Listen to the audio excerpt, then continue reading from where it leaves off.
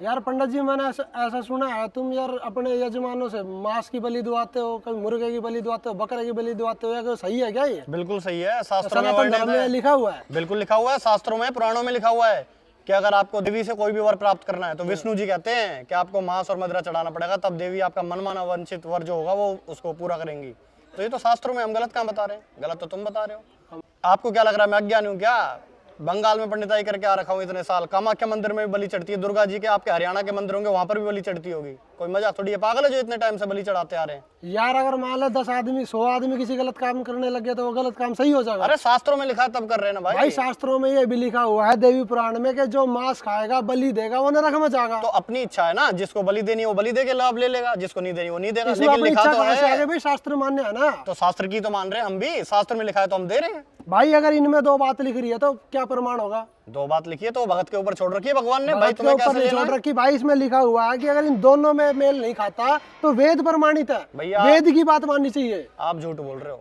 वेदों में कहीं भी बलि देने का प्रावधान नहीं है, और इसमें ये लिखा हुआ है अगर पुराणों में 2 बात लिखी है तो फिर वेद मानो, इनकी मत मानो। भैया आप और जो वेद नहीं मानेगा वो नरक में जाएगा। तू आप दुनिया में प्रमाणित कर दो, तू हम मान दुनिया में लेंगे। नरक में भेजने का काम कर नरक रहा में नहीं, है। स्वर्ग जाएंगे। आज देख लेते हो लिख रहा। दिखाओ, प्रमाणित करके ये दिखाओ। देखो, ये देख देवी भागवत महापुराण 1898 कोड है, गीता प्रेस गोरखपुर से। हाँ, ठीक है, दिखाओ, इसमें दिखाओ। संस्कृत और हिंदी दोनों है।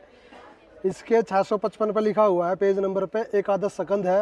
नारद जी बोले, हे मुने, जगत में तो शास्त्रों का बाहुल्य यानी कि दुनिया भर के शास्त्र है। ऐसी स्थिति में कुछ भी कैसे निश्चित किया जाए? धर्म मार्ग का निर्णय करने वाले कितने प्रमाण है, मुझे बताइए। नारद जी पूछ रहे विष्णु जी से। अब विष्णु जी क्या बता रहे, देख। श्रुति तथा स्मृति, 2 नेत्र तथा पुराण को हृदय कहा गया है। इन तीनों में जहाँ परस्पर विरोध हो वहाँ श्रुति को प्रमाण मानना चाहिए, यानी कि पुराणों में और वेद में जहाँ विरोध हो गया, वेद में तो बलि के लिए मना किया हुआ है और पुराणों में बलि के लिए हाँ कहा गया है और कहीं मना भी किया गया। अगर इन तीनों में विरोध है तो वेद को ही प्रमाण मानना चाहिए। अब आगे देखो, श्रुति जहाँ 2 वचनों में परस्पर विरोध हो तो वहाँ दोनों ही वचन धर्म है। वेद में अगर 2 वचन कहे गए हैं तो प्रकरण बस सही है, गलत नहीं है। अब आगे देखो क्या लिखा हुआ है, यदि तंत्र का वचन वेद विरोधी नहीं है तो उसकी प्रामाणिकता में संदेह नहीं। अगर वेद में लिखा हुआ है कि ऐसे भक्ति करनी है और पुराण में भी यही लिखा हुआ है तो वो मानना चाहिए, लेकिन अगर वेद में नहीं लिखा हुआ और पुराण में लिखा हुआ तो वो नहीं मानना चाहिए। किंतु श्रुति से जो प्रत्यक्ष विरुद्ध हो, यानी कि वेद के जो बिल्कुल विरुद्ध हो, वह वचन प्रमाण नहीं हो सकता। चाहिए वो पुराण में लिखा हो चाहे किसी में लिखा हो, वो नहीं मानना चाहिए। वेद ही पूर्ण रूप से धर्म मार्ग के प्रमाण है। वेद ही धर्म का प्रमाण है। अगर कुछ भी धार्मिक कार्य करनी है, भक्ति करनी है, कुछ भी करना, वेद ही प्रमाण है। उस वेद राशि से विरोध न रखने वाला जो कुछ भी है वही प्रमाण है, दूसरा नहीं। वेद प्रतिपादित धर्म को छोड़कर जो अन्य को प्रमाण मानकर व्यवहार करता है उसे दंडित करने के लिए यमलोक में नरक कुंड स्थित है। अतएव सभी प्रयत्नों से वेदोक्त धर्म का ही आश्रय लेना चाहिए। तू और तेरे यजमान दोनों नरक में जाएंगे अगर यह गलत साधना करवाई तो। वेद तो पढ़ते नहीं हो, तुम्हें आता तो है नहीं, लेकर 10 रुपए किताब और बन जाए पंडित। ही प्रमाण है और उसी का सहारा लेना चाहिए भक्ति करने के लिए। अब एक चीज और दिखा देता हूँ आपको, ये देखो, ये है महाभारत पंचम खंड, code number 36, Gita Press Gorakhpur से।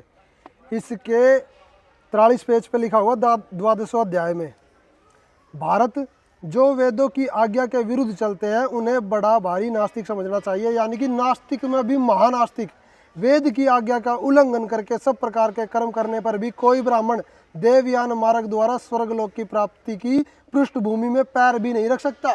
भाई इसमें लिखा हुआ है जो वेद की नहीं मानेगा वो स्वर्ग तो छोड़, स्वर्ग के गेट पे भी पैर नहीं रख पाएगा। तू कहता मैं स्वर्ग भेज दूंगा या भाई जितने भी अपने ऋषि मुनि हुए हैं ना, जिन्होंने भी अपनी भक्ति करी है, सबने पुराणों के अनुसार करी है। वेद पढ़ाने वाला कौन है? हम कैसे पढ़ लेंगे? इतने तो कठिन वेद हैं, कैसे पढ़ लेगा? उसको पढ़ाने वाला भी तो, जितने भी हमारे धर्मगुरु है उन्होंने हमें पुराणों के अनुसार बताइए कि इसमें लिखा हुआ आप करो, तो हम भी तो वही करते आ रहे हैं। भाई ना तो इन नकली धर्मगुरुओं को वेद का ज्ञान और ना ये ऋषि महर्षि जितने भी हो गए उनको वेद का ज्ञान। अगर उनको वेद का ज्ञान होता तो ये गंद नहीं फैल के जाते। भैया तो यहाँ पर किसी को भी वेदों का ज्ञान नहीं है। भाई आज वर्तमान में संत रामपाल जी महाराज है हरियाणा में, जो वेद का सही सही ज्ञान दे रहे हैं और आदि सनातन की भक्ति बता रहे हैं। अगर तने ज्यादा जानकारी चाहिए तो यूट्यूब पर सर्च कर संत रामपाल जी महाराज और फिर पता कर कि वेद क्या कहते हैं और पुराण क्या कहते हैं। ऐसे लोगों को मूर्ख मत बनाओ। भाई तू मेरी पंडिताई छुड़वा के मानेगा? अब भाई तो छोड़नी पड़ेगी, पंडिताई पंडिताई में कुछ ना रखा। भाई मोक्ष प्राप्त करना जीव का उद्देश्य है, तो अपनी पंडिताई ना छोड़ो और अपनी भक्ति करो और मोक्ष प्राप्त करो।